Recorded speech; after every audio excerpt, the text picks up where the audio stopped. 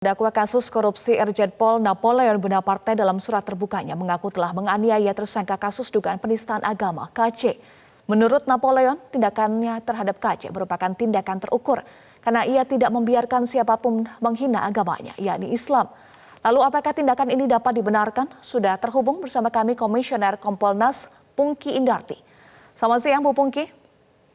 Selamat siang Mbak Eva, apa kabar, sehat?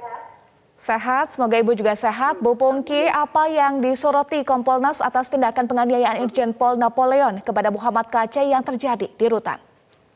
Iya, pertama kami melihat tindakan Napoleon ini tindakan yang tidak bisa dibenarkan ya. Pertama, dia adalah tahanan, sesama tahanan, dan selain sesama tahanan dia juga anggota polisi aktif yang berpangkat Irjen Pol. Oleh karena itu harus bisa menunjukkan kepada masyarakat bahwa yang bersangkutan itu masih sebagai anggota polisi yang melayani, mengayomi, melindungi, dan menegakkan hukum. Tetapi justru yang dia perlihatkan itu adalah tindakan hukum rimba ya, main hakim sendiri, dengan seolah-olah mengatakan tindakannya ini tindakan yang terukur. Padahal kalau tindakan terukur itu kan tindakan seorang polisi ketika bertugas. Nah, dia ini apa? Dia ini kan tahanan gitu loh. Jadi tidak dalam melaksanakan tugas.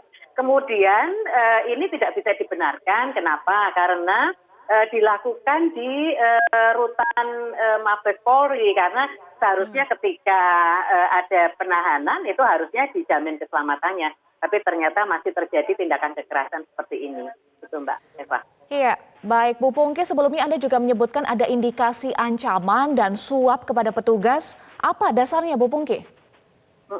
Iya, kami menduga ini polisi yang bertugas ini ya, petugas jaga tahanan, ini kan pangkatnya jauh lebih rendah ya, seperti bumi dan langit jika dibandingkan dengan Napoleon.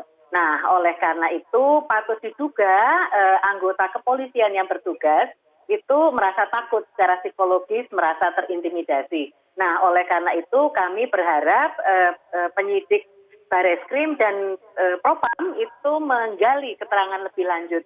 Apakah didapat ancaman atau justru suap ya yang dilakukan oleh Napoleon sehingga petugas jaga tahanan itu nurut saja gitu. Bahkan Napoleon kan seharusnya di sel tersendiri, dia bisa jalan-jalan ke sana kemari meminta tahanan lain untuk melakukan apa yang dia mau dan sebagainya, dan masuk untuk menganiaya MKC. Ini kan nggak bisa dibenarkan seperti itu, Mbak. Ya, sejumlah petugas jaga ini sudah diperiksa oleh Mabes. Nah, apakah sudah mendapatkan informasi Kompolnas terkait dengan hal ini? Sampai saat ini sedang ada pemeriksaan sehingga kami masih belum menerima update lebih lanjut.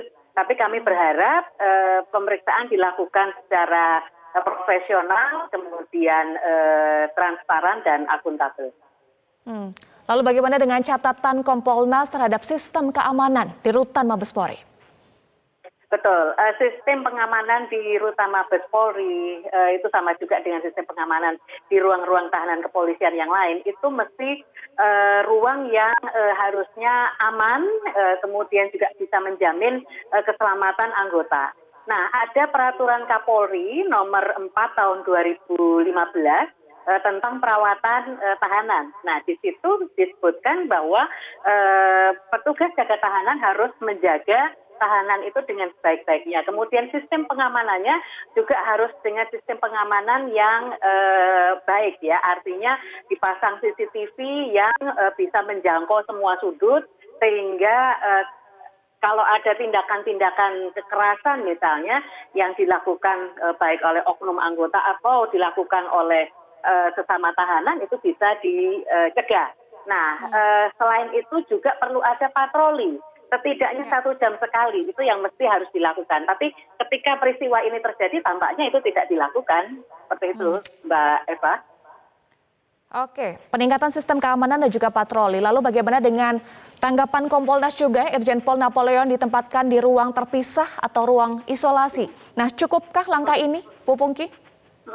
Oh iya, kalau berdasarkan Perkap nomor 4 tahun 2015 tentang perawatan tahanan, untuk penahanan terpisah itu memang ditempatkan untuk tahanan yang merupakan anggota kepolisian. Nah, selain itu juga tahanan yang mempunyai penyakit yang menular sehingga tidak bisa dicampur dengan yang lain. Nah, kemudian selain itu juga tahanan-tahanan yang sedang dalam masa pemeriksaan sehingga bisa memudahkan penahanan. Nah, untuk Napoleon sendiri, saya rasa karena yang bersangkutan juga anggota polisi yang sedang ditahan, maka memang harus ditahan terpisah. Satu.